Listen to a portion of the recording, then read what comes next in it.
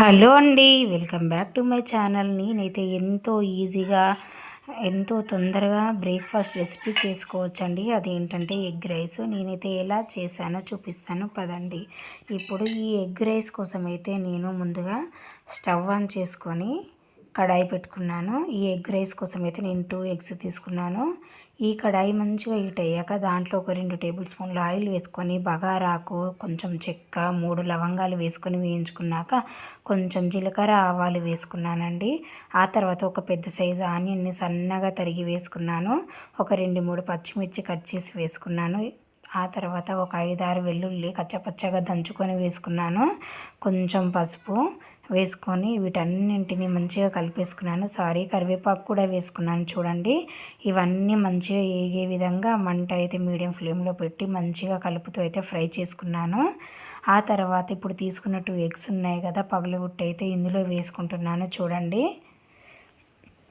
ఇప్పుడు ఈ ఎగ్స్ వేసుకున్నాక ఇవి మంచిగా గట్టిపడి మంచిగా ఉడికే విధంగా వెయిట్ చేసి ఆ తర్వాత ఈ విధంగా అయితే మంచిగా కలిపేసుకోవాలి. ఈ ఎగ్ ఇప్పుడైతే ఉడికింది కదా, ఇప్పుడు ఒక 2 నిమిషాలు మంచిగా ఫ్రై అయ్యే వరకు కలుపుతూ ఉండాలి అడుగంటకుండా. ఈ విధంగానే మరీ చిన్న చిన్నగా కాకుండా కొంచెం పెద్ద పెద్దగా ఉండే విధంగానే చేయాలి ఈ ఎగ్ పీస్లను అయితే. ఇప్పుడు ఇది మొత్తం మంచిగా కుక్ అయింది కదా, దీంట్లోకి సరిపడినంత కారం వేసుకుంటున్నాను, 1 స్పూను. మనం తీసుకునే రైస్ క్వాంటిటీని బట్టి వేసుకోవాలండి ఉప్పు కారాలు కూడా. ఇప్పుడు కొంచెం ఉప్పు వేసుకున్నాను. ఈ ఉప్పు కారం ఎగ్గుకు మంచిగా కలిసే విధంగా కలుపుతూ మంచిగా ఉడికించుకోవాలి మనమైతే. ఇప్పుడు ఇది మంచిగా ఫ్రై అయింది కదా, దీంట్లోకి కొంచెం గరం మసాలా వేసుకుంటున్నాను. ఎగ్ రైస్లో గరం మసాలా వేస్తే చాలా అంటే చాలా టేస్ట్ బాగుంటుందండి. ఇది ఫైనల్గా మరొకసారి మంచిగా కలిపేసుకొని మనం ముందుగానే ప్రిపేర్ చేసి పెట్టుకున్న రైస్ ఉంది కదా, ఆ రైస్ని అయితే ఇందులో వేసేసుకోవాలి.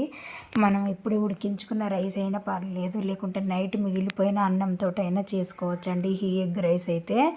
ఇప్పుడు ఈ రైస్ అంతటికి మంచిగా ఎగ్ అంతా మంచిగా కలిసే విధంగా మంచిగా కలుపుతూ మీడియం ఫ్లేమ్లో మంచిగా ఫ్రై చేసుకోవాలి ఈ రైస్ని. ఇలా గడ్డలు లేకుండా మొత్తం విప్పి వేసుకోవాలండి. ఇప్పుడు చూడండి ఎంత బాగా ఇప్పుడు ఎగ్ ఫ్లేవర్ అంతా రైస్కి పట్టేసి ఎగ్ రైస్ అయితే రెడీ అయిపోయింది ఫ్రెండ్స్. ఇప్పుడు సర్వింగ్ బౌల్లోకి సర్వ్ చేసుకుంటే ఎగ్ రైస్ అయితే రెడీ అయినట్లే. మీరు కూడా ఎగ్ రైస్ అయితే ఎలా చేస్తారో కామెంట్ సెక్షన్లో కామెంట్ పెట్టండి. అదేవిధంగా ఈ రెసిపీ కనుక మీకు నచ్చినట్లయితే నా వీడియోను లైక్ చేయండి, షేర్ చేయండి. అదేవిధంగా నా ఛానల్ని సబ్స్క్రైబ్ చేసుకోండి ఫ్రెండ్స్. బాయ్.